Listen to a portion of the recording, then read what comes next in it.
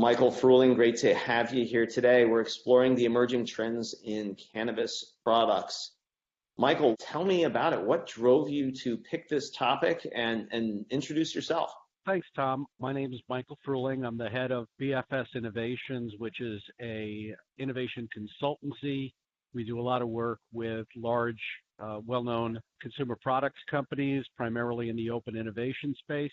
And this area struck me as being one, since we deal with a lot of healthcare-oriented companies, struck me as an area that is on people's minds, even if they're not necessarily talking about it. It's an area that has a certain amount of baggage, if you will, associated with it, which kind of informs the recreational side of the business.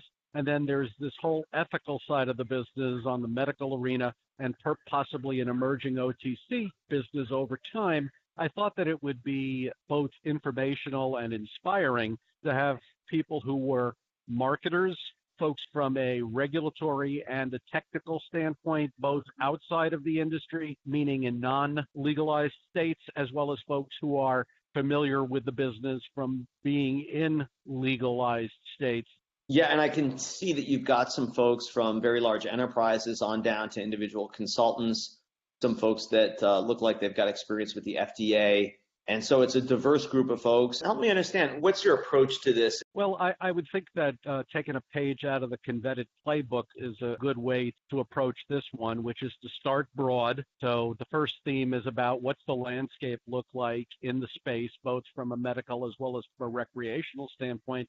And then let's start drilling in a little bit deeper and saying, okay, well, within this space, what are some of the claims that are being made? The first is, what's the landscape look like? So we know what the products and product types are. And then what are the kind of things that companies are saying about these products? And then who is the more technically well supported and who are the more rigorous about the claims and the support that they apply? And then we just kind of drill down and find out what lessons we can learn from each of those approaches. What about these three folks stood out to you? Well, not in any particular order. Michaela is a former CPG healthcare marketing executive. She has considerable experience in the space, of healthcare. Dean is able to provide some technical expertise that I thought was particularly noteworthy.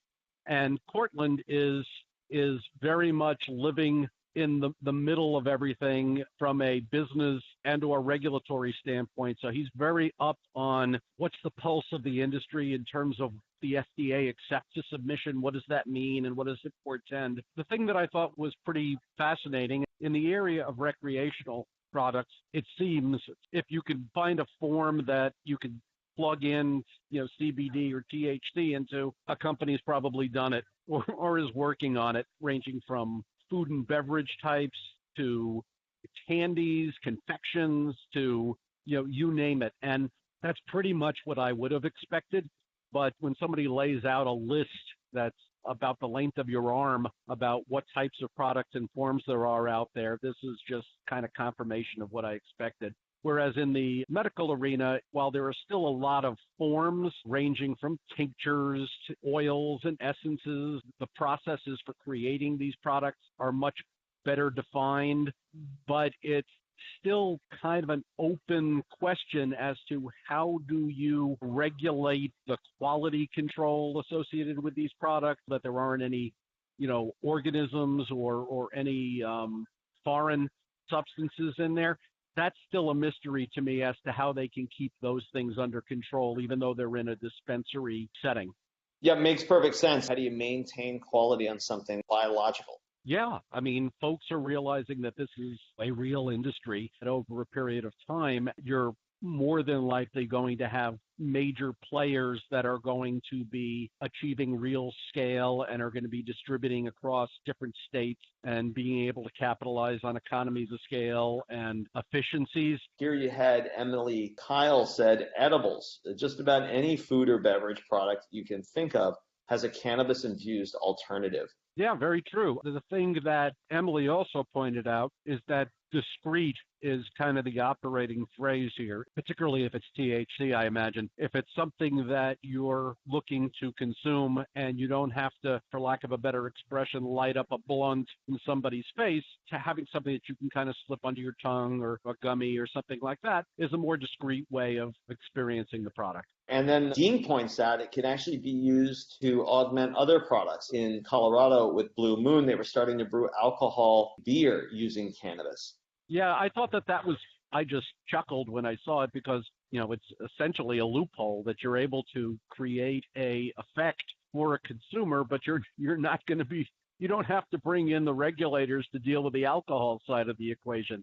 I think just changing the economics and making the plant more visible, viable, those tangential markets are also going to get well defined. They're learning more, the materials that are in the plant all the time. And so we tend to think of it strictly in terms of its medicinal and or physiological effects that the material has, but there's a host of other effects and or benefits that are able to be derived from the plant itself. I mean, you're seeing it being used in textiles and a variety of materials, so it's becoming an economy unto itself. In terms of the medicinal and or therapeutic value that comes from taking the material. We're talking about folks who are looking to treat a condition, whether it's pain or it's multiple sclerosis or epilepsy or what have you. There are dosages that are medicinally effective for treating those particular conditions. And on the recreational side, it doesn't seem to be as closely monitored and or regulated. So folks who are operating on the recreational side, they may not know precisely what they're getting, how much of it, and it can differ based on the delivery form, how quickly it gets into your system, how long it lasts in your system. So that's an important thing to kind of get a handle on in order to make sure that folks are using the products responsibly and to achieve the kind of effects that they want. Even from the standpoint of how you have to go about getting the product, you need to get a medical marijuana card prescribed by a doctor in order to get medical marijuana. And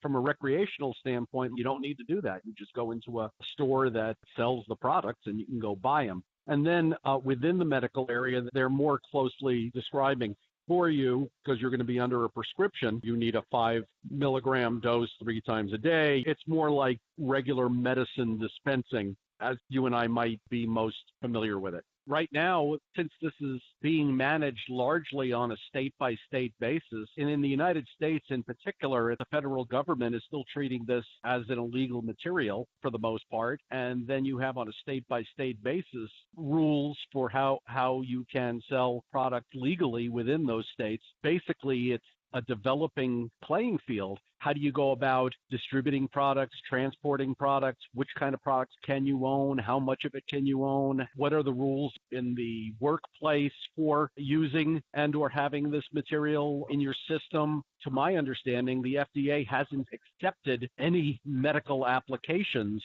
for specific new drug uses. So even though you have illegal material in states, the FDA does not yet officially acknowledge it as a drug for any specific uses. My understanding of your approach to this panel and what we can expect to hear from future themes is really how this is becoming a product and a product category. Yeah, I think that's very fair. I mean, I wanted to approach this in a very, sober way. We're not kind of winking at each other and saying, oh, okay, how do we make the kind of stoner type of product? Folks who are in pharma businesses currently, who are looking to get into the business in an ethical way, and eventually to also extend that into the OTC business, what are the rules that they can follow in order to be able to do that? There are countries like Canada and the UK where these are developing businesses there where they don't have the issue that we do with the difference between the federal oversight and state oversight. These are like countries that have adopted this as part of the medical offerings to consumers.